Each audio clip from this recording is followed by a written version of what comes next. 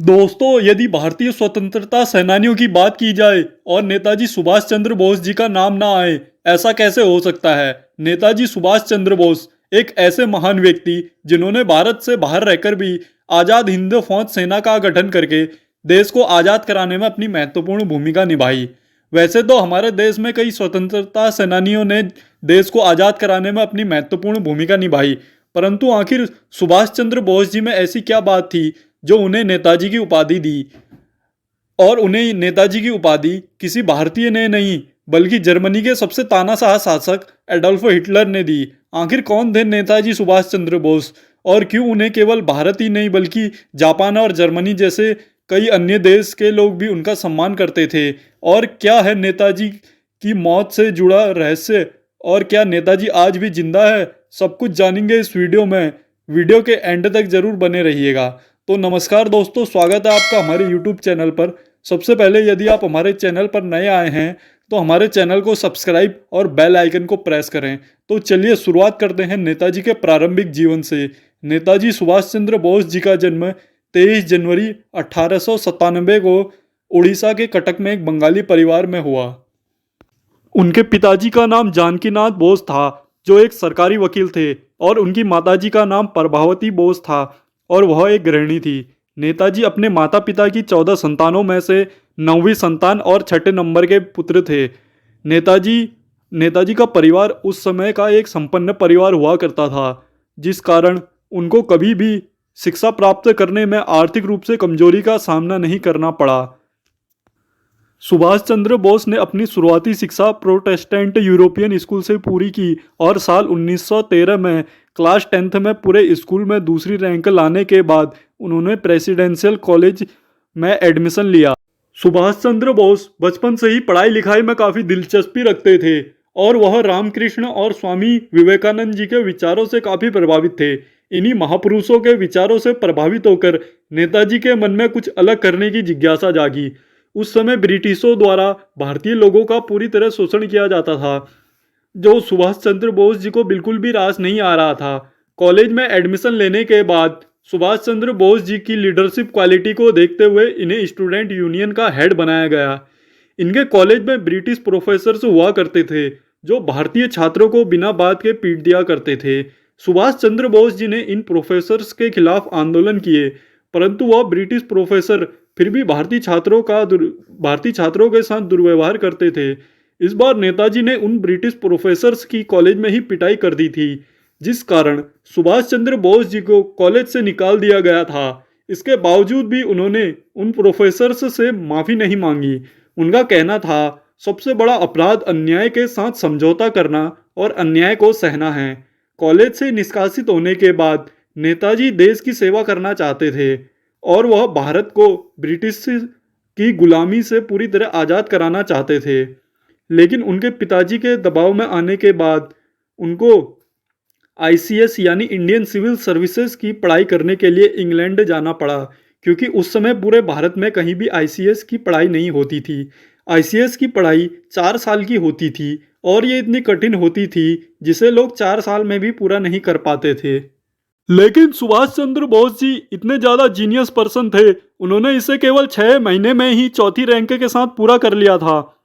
लेकिन हैरानी की बात तो यह है, उन्होंने इस नौकरी को 1921 में ही ठुकरा दिया था, जिसका सबसे बड़ा कारण था सुभाष चंद्र बोस जी ब्रिटिशर्स के अंडर काम नहीं करना चाहते थे, बल्कि ब्रिटिशर्स को भारत से भगाकर देश को आज़ाद कराना चाहते थे।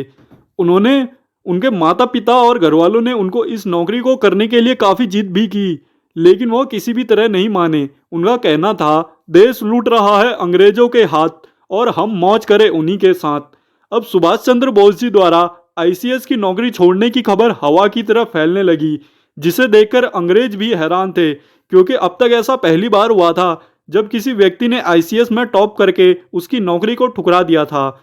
सुभाष चंद्र बोस जी जब भारत लौटकर आए तो उन्हें देखने के लिए दूर दूर से सैकड़ों की संख्या में लोग आए और वह ये देखना चाहते थे आखिर कौन है वह व्यक्ति जिसने देश को आज़ाद कराने के लिए इतनी बड़ी नौकरी को ठुकरा दिया। इसके बाद सुभाष चंद्र बोस जी पूरी तरह देश को आज़ाद कराने की लड़ाई में कूद गए और भारतीय राष्ट्रीय कांग्रेस में शामिल हो गए, जहां उनकी मुलाकात चित्तरंजन दास जी से हुई और उन्होंने बाद में चित्तरंजन दास को अपना राजनीतिक गुरु भी बनाया। चित्तरंजन दास उस समय बंगाल के मेयर हुआ करते थे। इसके बाद 1928 में मोतीलाल नेहरू की अध्यक्षता में कलकत्ता अधिवेशन हुआ, जिसके बाद ब्रिटिश सरकार ने भारत को डोमिनियन स्टेट देने की घोषणा की, जिसमें भारतीय लोग आंतरिक फैसले तो ले सकते थे लेकिन बाहरी फैसले ब्रिटिश सरकार ही लेती। वह किसी भी समय भारतीय लोगों को उनके पद से हटा सकते थे, जिस कारण सुभाष चंद्र बोस ने डोमिनियन स्टेट का विरोध किया और वह पूर्ण स्वराज की मांग करने लगे और उन्होंने अगले साल लाहौर अधिवेशन में पूर्ण स्वराज के लिए झंडा फहरा दिया। साल 1930 में नेताजी ने इंडिपेंडेंट लीग का गठन किया, जिसके बाद उनके ब्रिटिश सरकार के खिलाफ आंदोलन करने के कारण जेल में बंद कर दिया गया और एक साल बाद 1931 में उन्हें जेल से रिहा किया। 1938 में कांग्रेस के हरिपुरा अधिवेशन में सुभाष जी को अध्यक्ष चुना गया।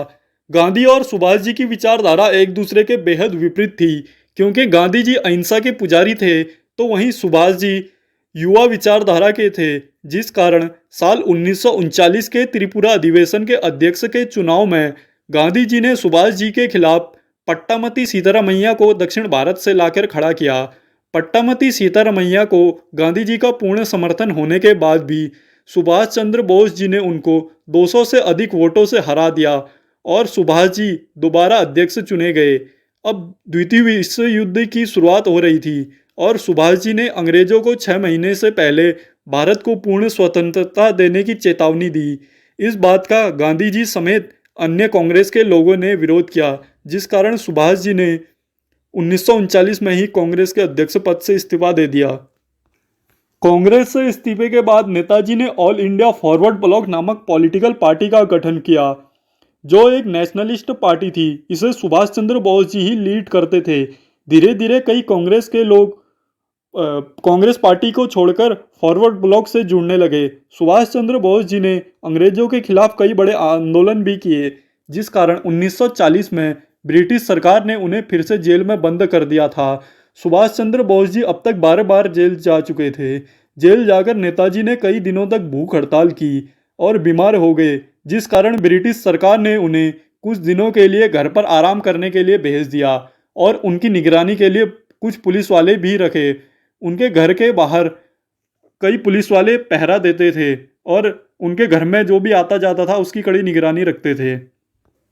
यहाँ से भाग निकलना नेताजी के लिए बेहद मुश्किल काम था, जिस कारण उन्होंने अपना पठानी भेष बनाकर 17 जनवरी 1941 की रात में करीब 1 बजे वहाँ से पीछे के रास्ते भाग निकले और अफगानिस्तान के रास्ते जर्मनी के लिए निकल गए, जहाँ उन्हें रास्ते भर कभी गूंगे और कभी बहरे बनने का नाटक करना पड़ा था और कई बार अपना नाम भी बदलना पड़ा और किसी तरह फर्जी पासपोर्ट बनाकर कई दिनों के सफ़र के बाद वह जर्मनी तक पहुंची गए और वहां जाकर 1942 में उन्होंने एडल्फ हिटलर से मुलाकात की और मुलाकात के दौरान नेताजी के कॉन्फिडेंस और इंटेलिजेंस को देखकर हिटलर काफ़ी प्रभावित हुए और वह नेताजी की मदद करने को तैयार हो गए, जिसके बाद हिटलर ने अपने सहयोगी देश जापान को नेताजी की मदद करने का आग्रह किया और नेताजी को जापान भेज दिया।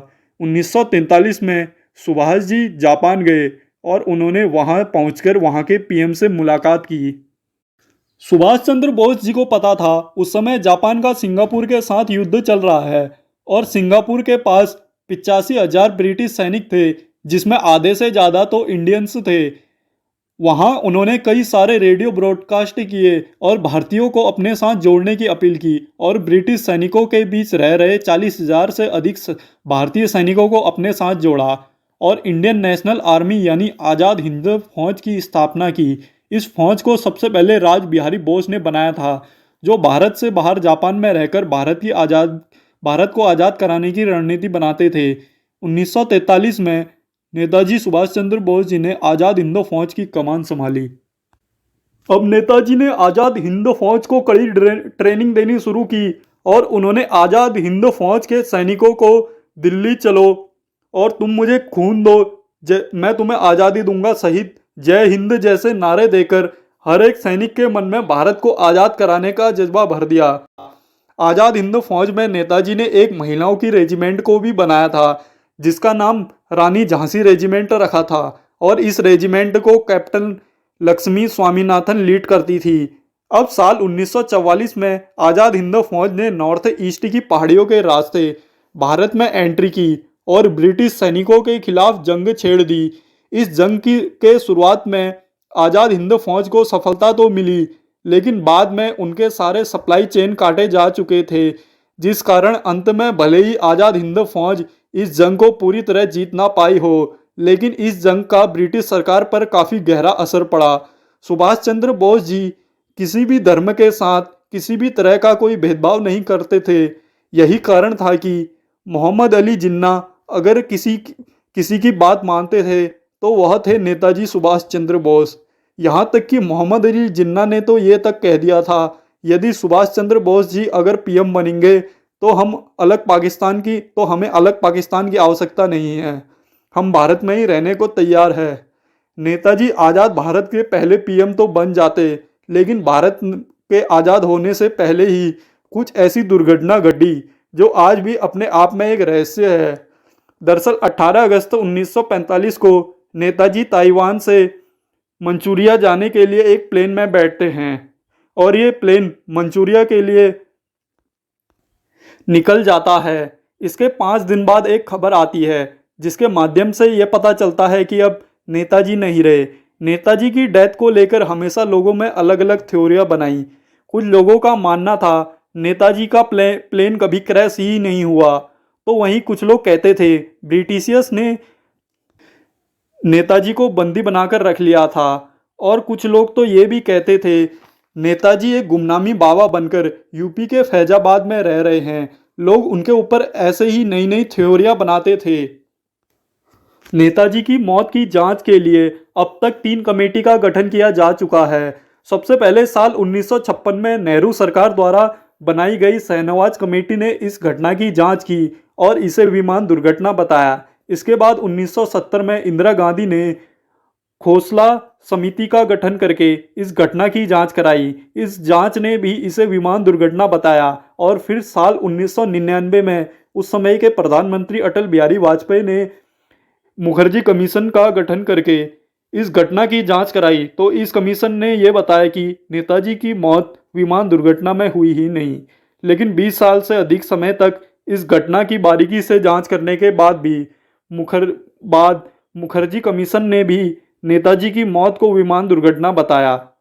नेताजी की देशभक्ति, उनका राष्ट्र के प्रति प्रेम और निस्वार्थ भाव से देश सेवा करने के कारण 2021 से हर वर्ष 23 जनवरी को उनकी जयंती के अवसर पर पराक्रम दिवस के रूप में मनाया जाता है। तो दोस्तों, इस वीडियो में आपने देश के महानायक नेताजी सुभाष चंद्र बोस जी के बारे में जाना। उनके इस महान व्यक्तित्व के लिए कमेंट में जय हिंद जरूर लिखें, और अगली वीडियो आपको किस टॉपिक पर चाहिए उसके लिए भी कमेंट जरूर करें। धन्यवाद।